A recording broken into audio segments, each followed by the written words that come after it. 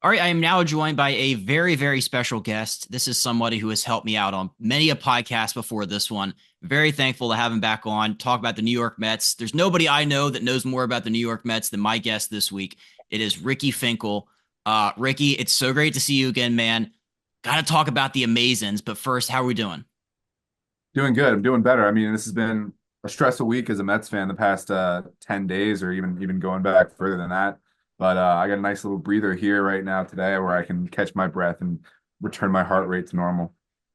It's incredible timing on our part when we schedule this. We're like, you know what? Let's hop on Thursday. There is a game on Wednesday night that happens. So, who knows what happens? Maybe they're still in the NLDS or maybe they're not. But they're going to their first NLCS since 2015, I think. Does that sound right?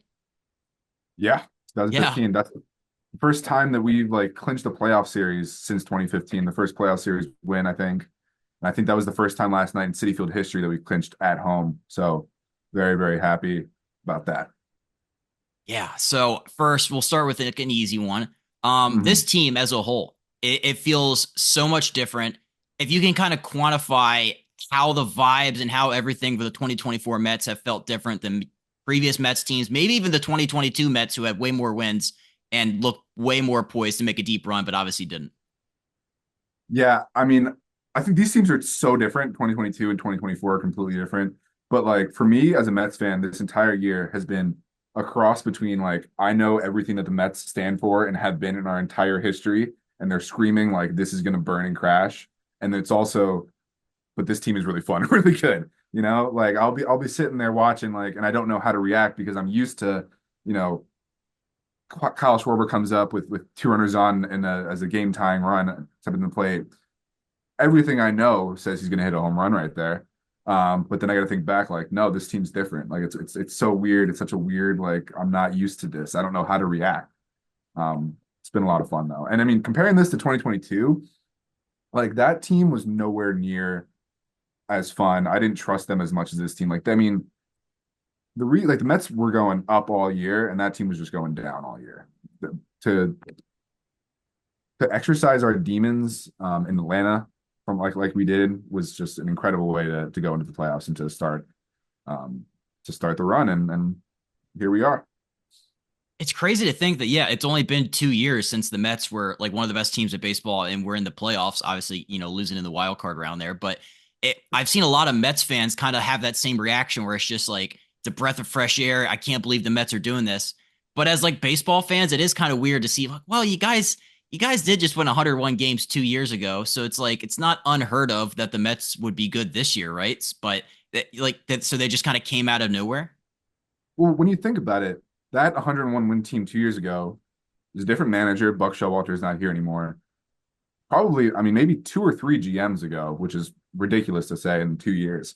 Um, you look at the rotation from that team, DeGrom, like the three starters from that playoff series against the Padres, DeGrom, Scherzer, and Bassett, all gone. I'm trying to think of the lineup is pretty consistent. It's pretty much what it's been the past couple of years, but there's been so much turnover that it feels like a completely new team. And that really, I mean, it's really just the trade deadline last year. From like that's the split of like when these teams changed.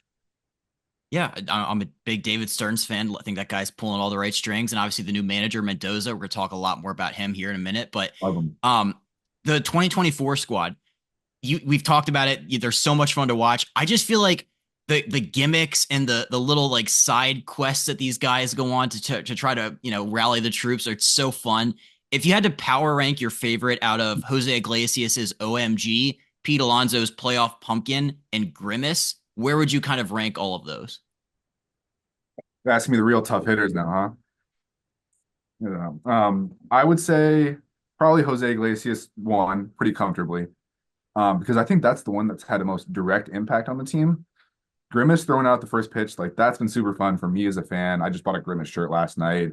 I mean, all that kind of stuff. That's more fan oriented. I mean, I don't really think that, Brandon Nimmo had energy from Grimace throwing out the first pitch. But when your second baseman is releasing a Latin pop song, the whole team is gonna rally behind that and like actually have some energy. The playoff pumpkin, I put that in like a whole different category. I mean, that's just Pete being Pete now that he's relaxed and has, hit a big home run. He doesn't hit that home run. I guarantee you we never hear about the playoff pumpkin. So yeah, I'd say OMG one. I mean, we're getting the I don't know when this is coming out, but we're getting the Pitbull remix on October 11th tomorrow at the time of recording. So it's gonna come back, it's gonna bounce back, and we're gonna be singing it all over again. I think that's really well put. I feel like you're right. Grimace is more of the fans' rallying cry. I love the video of the subway doors opening up in New York Oh, and the person it's getting on awesome. dressed fully head to toe as Grimace. Where the I love everybody that's like, can you imagine not being a Mets fan, not following baseball, and you see these people dancing up and down with somebody dressed as a purple blob? Like that's insane. Yeah, there was a great tweet I saw.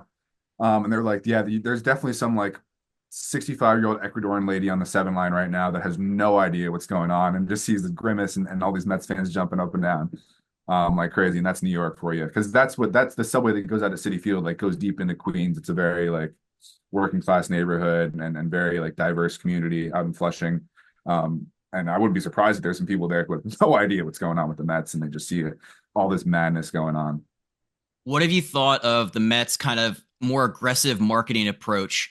It's, they've leaned into Grimace. I think they've done a good job of balancing it because I think I read an article in The Athletic where they're like, we don't want to like ram it down people's throats that this is happening, but we want it to kind of be more organic. They had Hawk Tua throughout the first pitch. They've done a whole bunch of kind of, interesting approaches to marketing this team. What has your opinion been of the way they've approached all of that? Yeah, Hawk Tuah aside, I have a whole different spiel about that. Um, I love what they done with Grimace. I mean, I don't know why the hell he was thrown out the first pitch in the Mets game in the first place. Maybe because the purple jerseys were coming out. I think it was his birthday. Doesn't matter. It worked. I mean, sorry, but you got to lean into it a little bit. I mean, they've got now the Grimace seat out in right field that fans make pilgrimages to, which is hilarious and awesome. Because why not? I mean, why not, poke fun, have some fun with yourself? Like, who really cares? Hawk to aside. But if you think about it with Grimace too, the reason they brought him back in the end of the year, and he had another like crazy increase in the Mets playoff odds. I saw this graphic going around. It was Mets playoff win percentage, and it was just going up and down, and all the different like little things that happened in the season that kind of spurred the crazy increases. And Grimace has had literally the two biggest increases in Mets win probability were directly after or playoff probability directly after the Grimace appearances. So if it works, keep bringing it. And Grimace is fun. I mean, there's nothing better than going to the stands and they just and finding all the people wearing the giant suits. Like, who cares? Let's have some fun as fans. Hawk Tuah was one of the stupidest things I've ever heard in my fucking life. And sorry for cursing. They brought her in to throw the first pitch. She admitted, one, I've never watched baseball before. I'm not a baseball fan. Two, I've never heard of the Mets. I'm not a Mets fan. They just reached out to her to do it. Three, and this is what gets like forgotten about. It was on fucking Family Day. It was a 1 o'clock game on a Thursday, and she came out to throw a first pitch out. They called her a viral sensation because I don't know what you would say about that to the hundreds of like camps of kids that are in the stands. Like, yeah, this girl got famous for essentially like talking about how good she sucks dick. Um, but the thing is, and this is when I knew that the Mets season was different, is that didn't fuck us. Like that should have ended our season. 5 years ago, my entire life as a Mets fan, we're blowing it from then on. Every radio guy's talking about how stupid Hawk Tuah is. And now I look at her Twitter account and she's posting a photo of her face on Pete Alonso's and she's like, it's Tua and she's like, it's like Hawkmas for the Mets. And it's hilarious. I'm a huge fan of it now. Like she's a celebrity Mets fan. I'm all in, I'm all ears. Purely because we survived that stupid decision. They so not all the Mets marketing has gone over super well, but Yeah, I that's the you one that said I don't get. there was one point there I thought that was really great. I thought the whole thing was great, but you said that in previous years that would have like derailed the Mets. That would have killed the vibes, but Oh not yeah. this year. So it just goes to show the culture, the winning vibes, like not even bringing Haley Welch onto the field to throw out the first pitch would have broken the Mets. Not this No, year. and it's gone further to the fact where now she's a Mets fan and I love it. Like she's like literally she's posting like a photo of herself on Pete like while she's at home run. Like she's leaning into the stupidness of it. What I think about her or what everyone thinks about her aside, it's pretty hilarious as a Mets fan that like we survived. I've We seen way survived. worse things We down. survived Talk Tua. That's fantastic. You mentioned Pete Alonso in there, playoff hero. The polar bear has been roaring all postseason long. The wild card homer to move him past the Brewers, two homers and a 300 average in the DS against the Phils. how impressed have you been with Pete this postseason run? And does this kind of bode well for his chances of sticking around in New York longer? 100%. I It's kind of ridiculous to think that like in that one moment to be able to watch someone's Mets legacy flip on a complete whim on one pitch, one hit is it was just an incredible thing to see. I mean, I he comes up to the plate. I was texting my friends. I'm like, all right, hits a home run, we're re-signing him. He strikes out, hits a double play. Like, I don't even want him back on the Mets, which is crazy to think about. I mean, all the things I said on the old shows and stuff about how much I love Pete Alonso and how much I wanted him to stay. If he grounded into a double play there, he's not coming back, and I'm probably okay with it. Because he's been such a disappointment all year. All Mets fans have been saying, all radio guys have been saying, when are we going to get the Pete Alonso moment that he's going to put us on his back and carry us? And it hasn't happened throughout the entire year. When Lindor went down, we would think, okay, here's the Pete time. He can carry us out for a little bit. Didn't happen. And it's happening in the biggest moment of the playoffs where nothing else this season matters just because Pete. And he's playing himself into to being a Mets legend and definitely to resign. I think, yeah, I can't imagine them not bringing him back. How do you take the postseason hero that's come up big in all of these moments and say thank you for your service? We can't afford you, or we don't want you. Like I don't see Steve Cohen, who's a lifelong Mets fan, who's deeply ingrained in this team, who obviously understands the fan perspective as he is one. I can't see him looking at that going, nah, we're good. But there is, to play devil's advocate, regular season, he had career lows in homers, OPS, and RBIs. His WAR was only like 2.5. So I don't know what the contract would look like, but does that kind of scare you away at all that every year it's kind of been down? A little bit. I mean, he is a power hitting right-handed first baseman who's 30 years old. Like we're not it's weird also having faith that David Stearns is not gonna give him a crazy contract. If someone else goes out there and offers him 7 years, 200 million, Pete, go. Like I totally get it. I'm not ready for us to hamper our future. And having trust in our GM to make the right decision there is also a very new thing to me. Um, but I also think he's a guy that has been incredibly, incredibly negatively infected by the walk year. I think he's been, and this has been shown all year in his play. He's swinging at pitches in the dirt. He's pressing so much. You know, he's definitely a guy that needs to step back and kind of just be like, oh, okay, I'm here. I'm re-signed for 6 years or whatever it's going to be, and to kind of take that deep breath. And I think that's why he had such a good NLDS. If you look, he had that big hit, got that monkey off his back, and could relax a little bit without having the incredible pressure of this is your Mets career and legacy on the line here. Because even if he was terrible this whole in the NLDS, we're still thinking about that one home run. He earned a lot of cachet among the fans just by the wild card round in the Brewers and what he did there. So that makes a lot of sense. Let's talk a little bit about Frankie Lindor, because that grand slam last night that sealed the win for the New York Mets. Where does that rank for you in terms of Mets moments, and how excited are you to just have so much more Frankie Lindor? What's crazy is I think it's like even third for me in the past week. I mean, his home run against the Braves is probably bigger. Um, I mean, yes, this sent us to the ALCS or the NLCS, but we're up a game. We still got bases loaded. I just wanted him to hit a fly ball there. I mean, the Pete home run was bigger, but not to discount what Lindor did. It's just that's how incredible of a week it's been. And he comes up to the plate there. I'm completely expecting him to at least, two RBIs. Like the home run, it wasn't even that much of a surprise. It's you're here like this is our guy. I was texting my dad the whole time when I think it was Alvarez who was up before him, either hit that little weak ground ball or something. I was like, all right, doesn't matter. We got Lindor up right now, and he's the perfect guy. I think in all the baseball that you would want in that scenario. You said how excited am I? I'm so excited. I mean, I bought my jersey the day he signed for the 10-year extension. I'm ready to go. Now it's nice that, even up to like May of this year, Mets fans were still like, what's this guy done for us? Like he's a waste of money. In my head, I knew, yeah, he hasn't hit that well, but he's still an incredible player. I didn't know that he had this type of upside on him.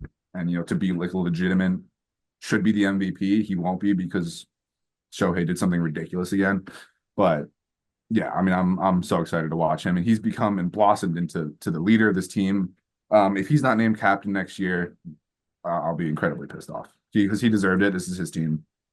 Do the Mets have Um, a captain now? no, I don't Was the think we've last had a cap? captain since David Wright. I was gonna say he's yeah, Captain America, David Wright. Okay, Yeah, interesting. there's some chatter I saw about him and Nimmo being co-captains. I'd be really happy about that too. I mean, that's the difference this year, and I think that's with Pete Alonso also, is that Nimmo and Lindor have been the leaders of this team.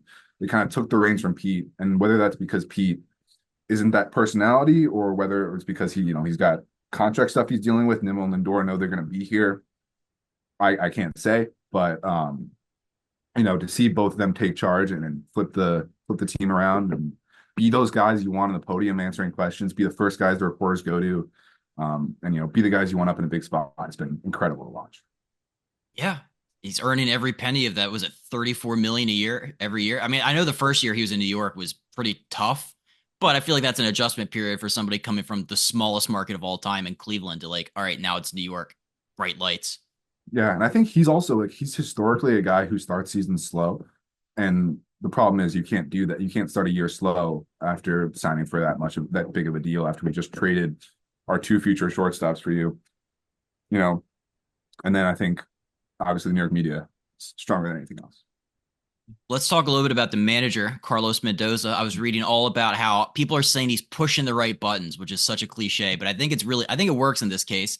There was a point where they were pitching around Lindor to try to get to Iglesias. He moves the lineup around, and I think that's the lineup he's been using every day after that. He's always got the right DH in there. I'm a Jesse Winker stan coming from DC. How impressed have you been with Carlos Mendoza this postseason? Extremely. I think like all the Met fans, I was incredibly a little bit skeptical when we fired Buck Showalter. I kind of got that David Stearns wanted to bring his guy in there. Obviously, we all thought it was going to be Craig Counsell at the time, and it kind of felt like a failure when it wasn't. Mendoza's a guy. I mean, has the experience in New York, which I loved when they hired him, and the way that he carries himself. You see it on the post game press conferences. You can see it the videos of him talking to the team after they win in the champagne circle. He just seems like a guy that you would want to run through a brick wall for, that you would want to lead, that you definitely want to lead.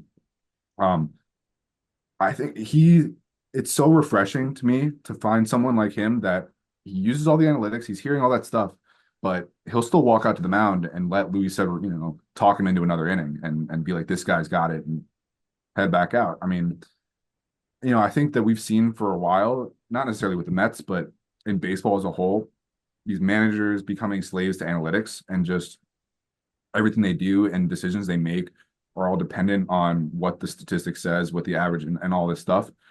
It's kind of nice to see a manager like Mendoza who's using it as a tool, which is the way I've always thought it should be. It's a tool. It's not the end all be all. It's not the Bible. It's a tool. It's like it's like the T in the cage. It's like front toss. It's information to know, but that's not the end all be all. Yeah, I feel like the pitching has really been interesting because I admittedly have not watched a ton of Mets games this year, and I don't know if he's doing this just for the postseason or not, but using his highest leverage relievers, it like regardless of the inning, it's fascinating to me. It hasn't always worked. When they brought Diaz in for I think it was game two in like the seventh or eighth, I'm like, okay, that one didn't work, but it was the top of the lineup. I can see why you bring your closer in. He's always said that Diaz is his guy. What have you thought about the bullpen usage? Because he's been riding a couple guys in particular a lot this playoff and postseason. But how have you viewed the bullpen usage? Yeah, well, it's one thing about the bullpen is it's clear how small the circle of trust is out there. I mean, aside from Diaz and I guess David Peterson is kind of establishing himself as an arm that we trust out there. There's really not much. I mean, Stanek maybe he's been pretty good. I mean, Maton's kind of lost all that trust recently. I'm trying to think who else, but Budo hasn't been great. He's had a couple downsides. He's the guy that needs a couple more days to bounce back, which is tough in the postseason. But I mean, I'm always in favor of in the playoffs, if they've got 1-2-3, if they've got 1-2-3 up in the eighth inning, that's when I want Diaz in the game. That's when I want my closer in the game to face those guys. And honestly, one thing that I thought was really impressive and I liked a lot too was that he didn't use Diaz to face these guys in the eighth inning yesterday. Because one thing I've noticed a lot, and I think this is something too that the Mets have benefited from, is that the more you see these bullpen arms, especially in the span of a week of, or a series of 5 or 7 games, you get 3 at bats off these guys. Like that's an incredible advantage to the end. I don't know if Pete had faced Devin Williams already, but he's seen his stuff move. I mean, it definitely helps. Harper, I mean, Harper and Turner, these guys have faced Diaz probably 10 times throughout the season combined with the postseason. So it's kind of nice to how to for them to, not necessarily push that every time. You're up 3 runs, you don't need him in there. But the 1 run game, definitely get him in the seventh. And I think this is what, game 3 or game 2 that they blew. I know he had no intention of letting Diaz finish that game, throw for 7 outs. I mean, I've been very impressed as a whole because everything's Yeah, working. it has been working. Diaz, I think he said he threw 130 pitches in 8 days. So it's like, and his command hasn't been great, and he's throwing more sliders, and but he obviously got the job done last night to get it all done. But um, yeah, so it's crazy in the postseason as a Nats guy too, where it's like I remember in 19, that's all they did. They had 2 arms. They had Sean Doolittle and Daniel Hudson. That's it. And they're kind of doing what the Mets were doing. They're using starters as relievers and that small circle of late inning guys to try to get these last couple outs. But on the flip side, though, how about these starting pitchers being absolute dogs, workhorses? They're finishing 6, 7 innings every night, regardless of like, oh, it's the third time through the order. Um, I guess that's kind of like bucking the trend of analytics because all the analytics managers would be like, third time through the order, can't let my starter go back out there.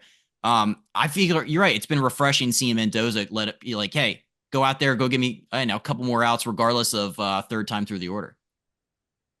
Yeah, I mean, so one thing I talked about earlier, we've had what, 3 managers in the last 5 years. We've had like 3 managers, 4 different GMs. It's been a whole shebang to get the right guys in there. But there's been one guy who's withstood all those different regimes, and that's Jeremy Hefner, the pitching coach.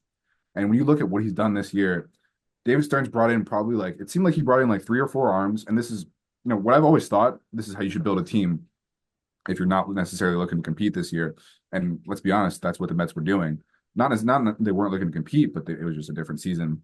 Is signing these like mid-level arms to 1 year 10 million with Sevy, 1 year 8 or 2 year 16 with Mania, um, with the idea of making them better, replenishing them, getting their trade value back up to the get to the deadline where you can flip those guys for some prospects. And I'm not saying that was what Stearns' plan was, but that's what would have happened if the Mets didn't go on this crazy run because it's almost like they were too good to do that.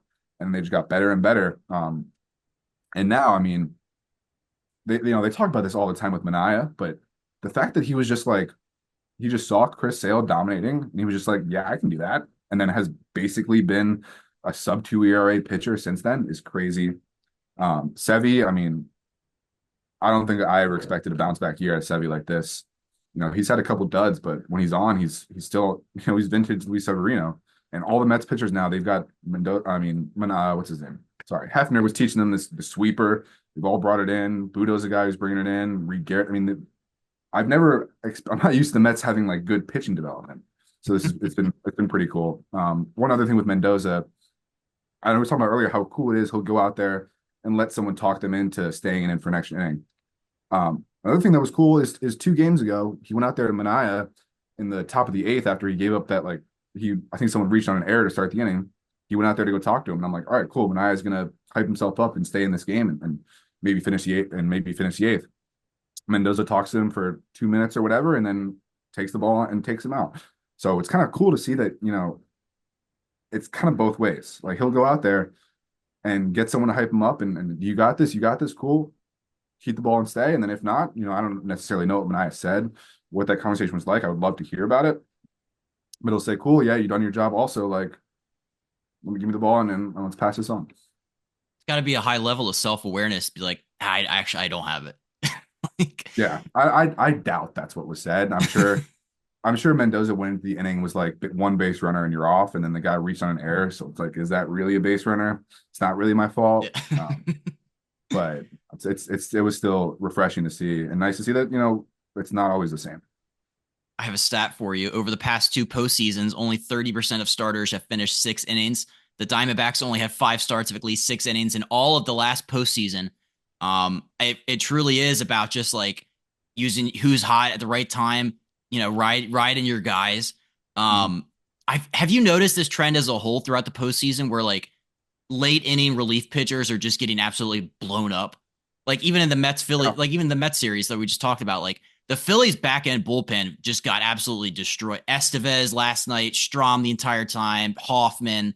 And, you look across baseball and it's the same thing. Like, how crazy is it that we're watching guys who have like sub twos in the regular season just get destroyed in the playoffs? Yeah, it's wild. I don't know. I don't know like what necessarily is the cause of it.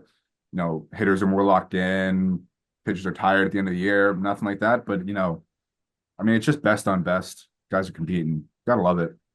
I mean, like Lindor's first home run was off Raisel Iglesias. The one he hit yesterday was off Estevez. Pete's was off Devin Williams. I mean, it's just that's baseball. It doesn't really matter what you've done to that point. Anyone can hit one off of anyone anytime.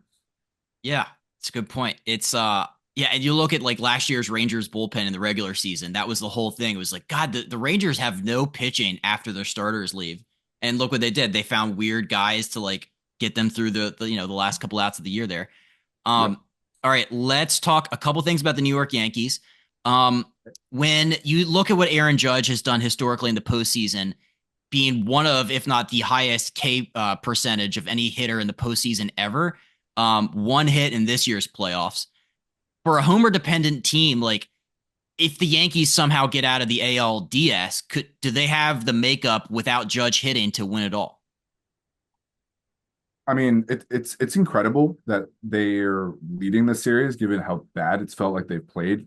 Not at times for most of the game, and I think we're all focused on Judge not doing well, but I think Bobby Witt is also essentially we got one or two hits in the series too. That kind of is a allowing Judge to be bad. I mean, both of these guys have struggled. The Yankees, I mean, I don't think that they can win the World Series if Judge continues at this pace. I mean, especially with whoever they have to face in the next round being like both incredible pitching teams. Yeah, incredible pitching teams.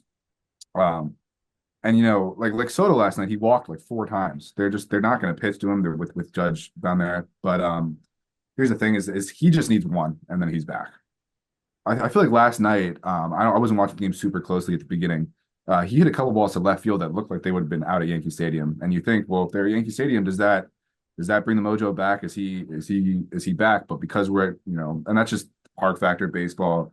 That's what I love about baseball is that every field's different. It's not like everything's the same. They're different environments and different situations.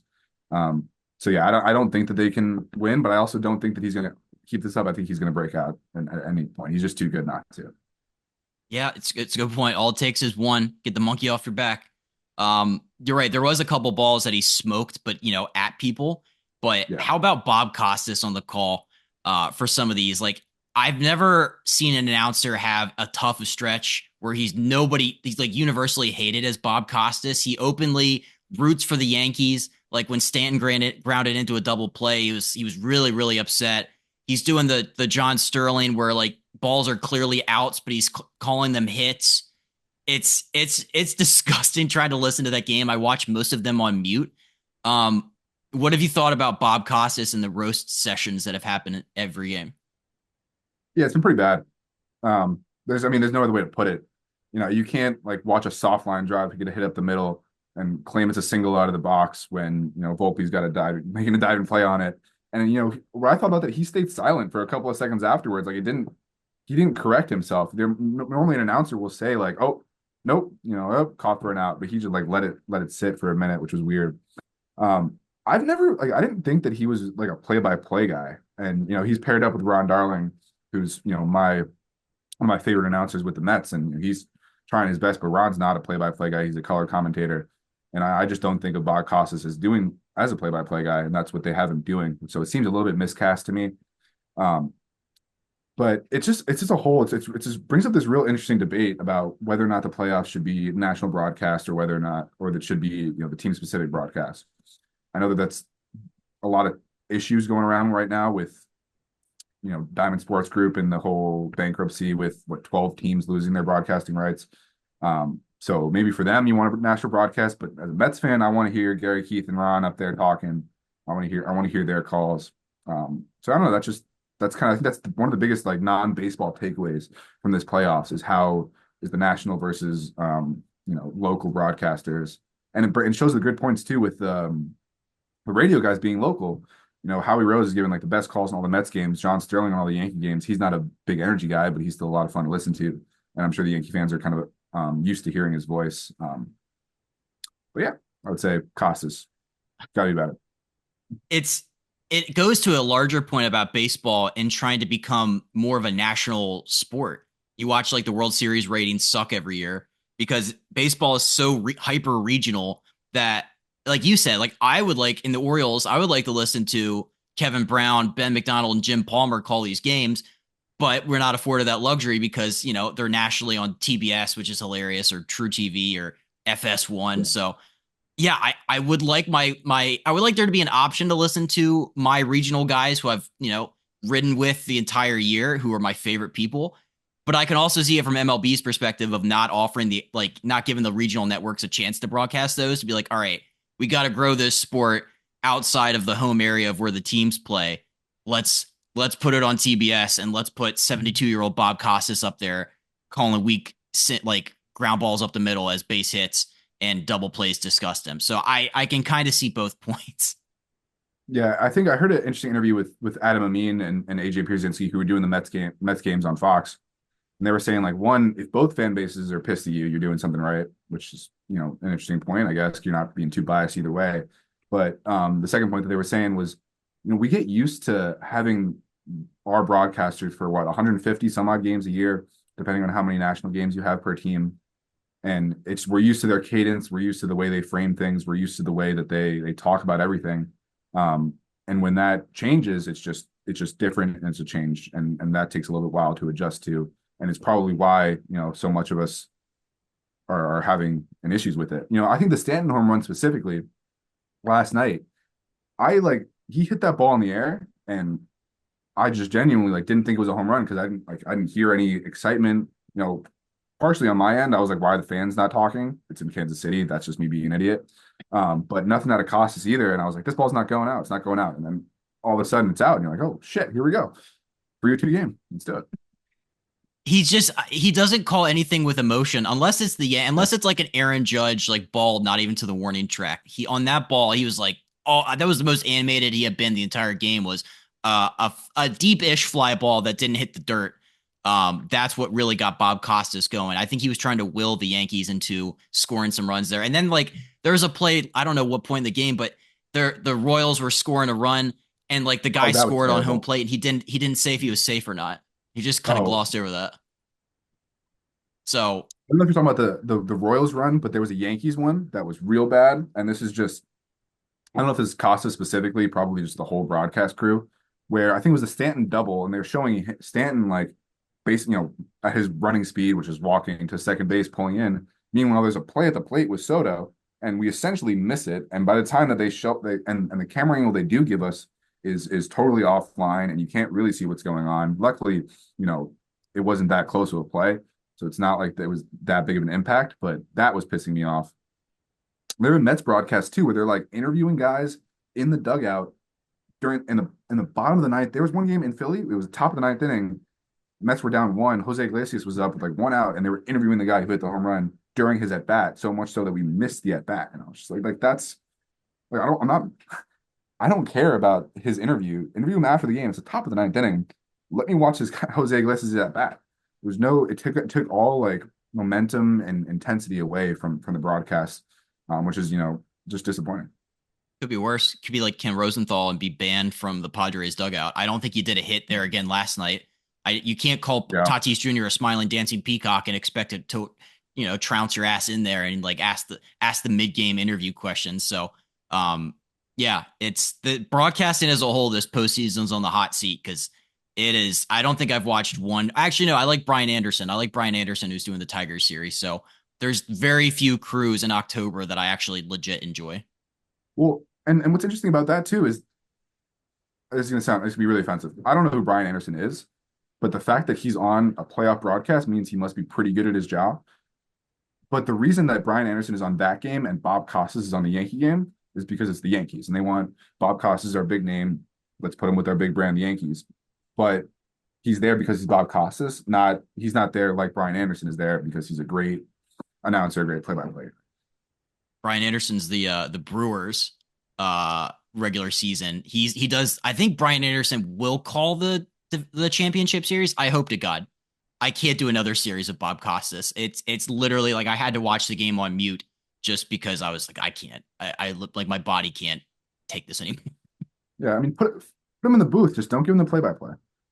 It's not good. Yeah, it's I'm just waiting for that like Pedro Strop clip from like the 2016 World Series where he's like he must be thanking the what was it? Something about the gods. He angered the gods or something. Yeah, it's creative. Yeah, it's awful. But Ricky, you're the man. It's been so much fun watching the New York Mets, Grimace Mania, and everything else take place this postseason. So thank you so much, and hopefully we'll talk to you again, maybe after a championship series, maybe a World Series appearance if we get that far for the Amazons. I don't know if I'd survive a World Series appearance, to be honest. I might have a heart attack in the second round in the NLCS.